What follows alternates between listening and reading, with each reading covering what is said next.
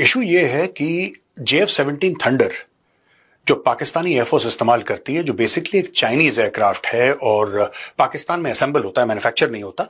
China parts भेजता है, यहां पे असेंबल वगैरह होता है पाकिस्तान में। उसके इंजन्स जो हैं वो रशिया देता है और ये बैकएंड में रशिया और चाइना का कोलैबोरेशन है। जो इंजन की किस्में हैं जो पाकिस्तान को सप्लाई होती हैं JF-17 थंडर के लिए, सर उसके बारे में मैं आपको बताऊं फिर की कंट्रोवर्सी है क्या। Welcome to Jack cricket. आज के वीडियो में हम देखेंगे कि रूस का पाकिस्तान को JF-17 थंडर के इंजन देने का फैसला, जिसे देखकर भारतीय मीडिया और मेजर गौरव वालिया के तन बदन में आग लग गई। दोस्तों, एक कंट्रोवर्सी नजरों के सामने से गुजरी, मैंने सोचा आज के कैप्सूल में इसको एड्रेस करूं। इशू ये है कि JF-17 थंडर जो पाकिस्तानी एयरफोर्स इस्तेमाल करती है, जो बेसिकली एक चाइनीज एयरक्राफ्ट है और पाकिस्तान में असेंबल होता है, मैन्युफैक्चर नहीं होता। चाइना पार्ट्स भेजता है, यहां पे असेंबल वगैरह होता है पाकिस्तान में। उसके इंजन्स जो हैं वो रशिया देता है और ये बैकएंड में रशिया और चाइना का कोलैबोरेशन है। और दोस्तों, इसके अंदर जो इंजन की किस्में हैं जो पाकिस्तान को सप्लाई होती हैं JF-17 थंडर के लिए, सर उसके बारे में मैं आपको बताऊं, फिर आगे चल के मैं आपको बताता हूं कि कंट्रोवर्सी है क्या।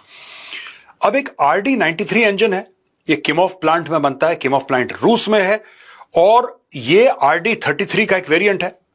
अब RD-93 जो है वो हायर थ्रस्ट ऑफर करता है।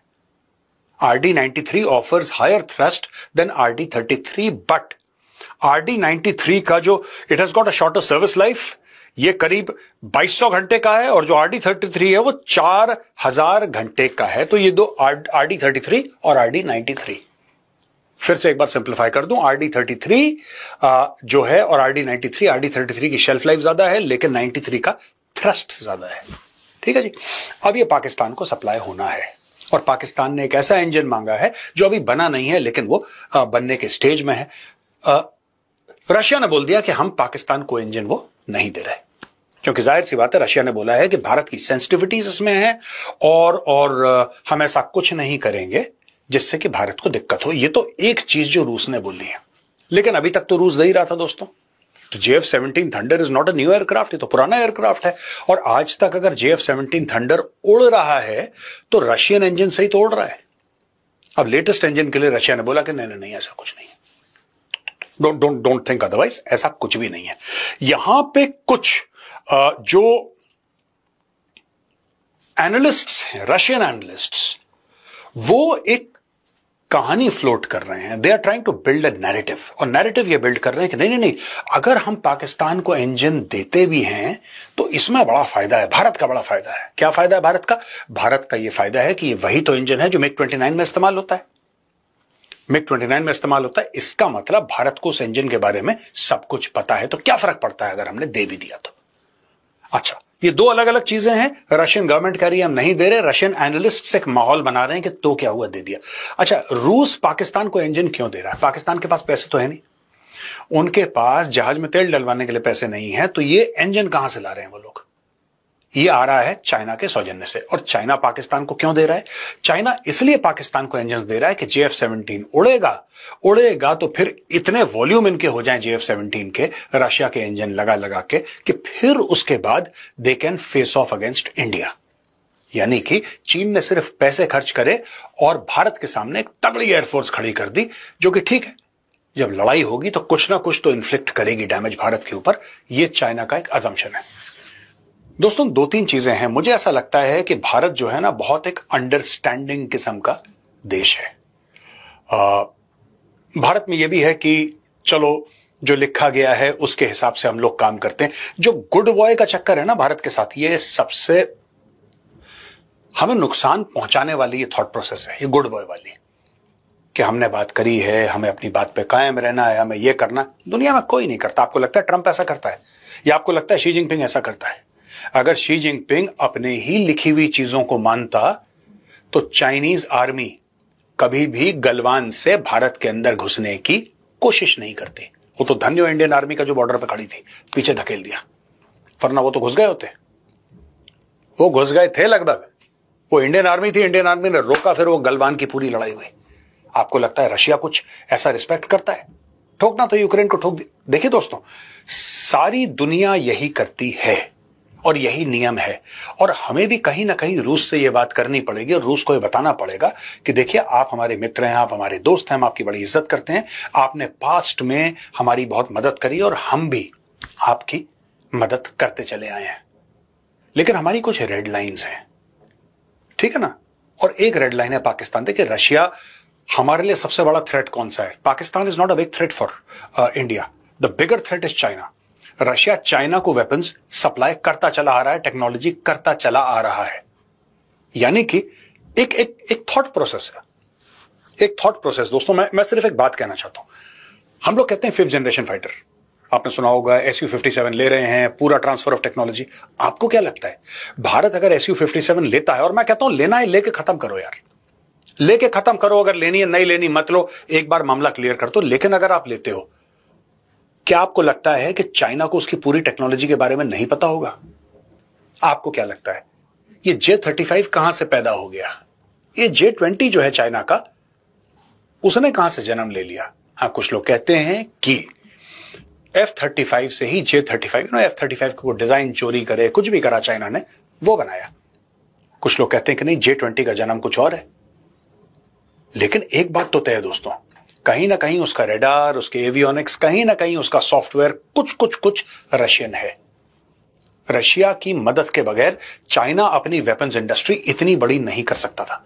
उसमें चोरी का भी मामला है, वेस्टर्न पार्ट से चोरी करना, टेक्नोलॉजी चोरी करना, यह बात तय है, ऐसा चाइना करता चला आ रहा है। लेकिन डायरेक्ट मदद तो रूस ने भी करी है।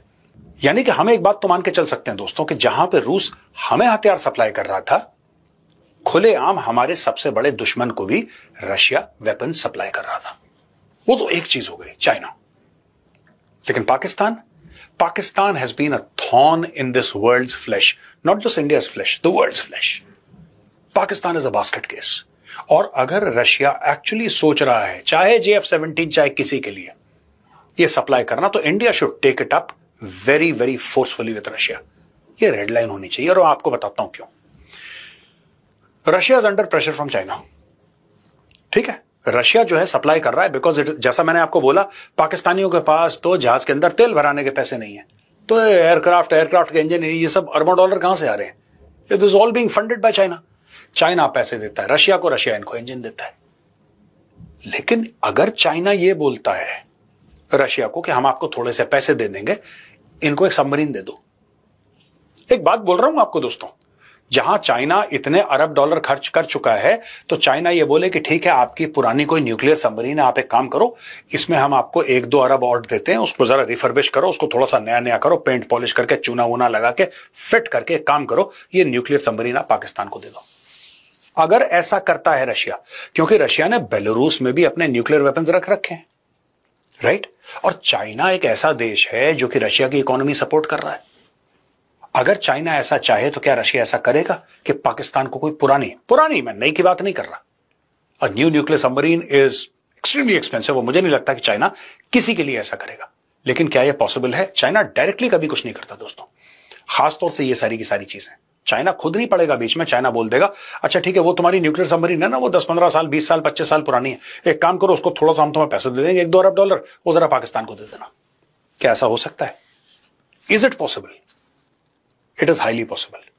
तो भारत को क्लियर कट एक स्ट्रेटेजी बनानी पड़ेगी दोस्तों। देखिए, मैं आपको बताता हूं, आज की तारीख में यूरोप की जो वेपन्स की इंडस्ट्री वो पिकअप कर रही है, और मुझे लगता है कि भारत को एक बड़ी पैनी नजर से, एक बड़ी शार्प नजर से यूरोप के वेपन्स प्लेटफॉर्म्स को देखना पड़ेगा कि हमें कहां पे फायदा है।